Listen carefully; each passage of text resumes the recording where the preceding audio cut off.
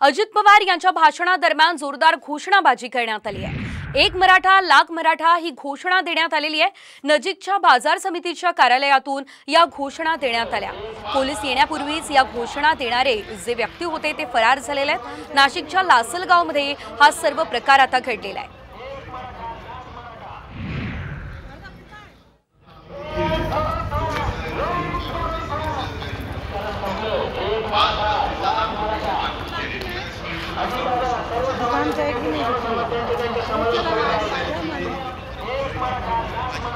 मला पोहोचवायच्या, माझ्या भावंडांच्या पर्यंत मला पोहोचवायच्या, ते आमचं काम आहे।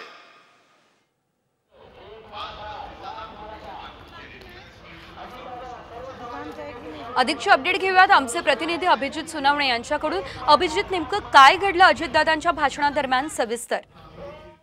अजितदादांची जनसन्मान यात्रा नाशिक जिल्ह्यामध्ये सुरू आहे आणि लासलगावमध्ये त्यांचा मेळावा जो आहे तो त्या ठिकाणी सुरू होता आणि त्याच वेळी अजितदादांचं भाषण सुरू असतानाच अचानकपणे बाजूला बाजार समितीच्या भोंग्यातून एक मराठा लाख मराठा अशा घोषणांचा आवाज त्या ठिकाणी ऐकू येऊ लागलेला होता।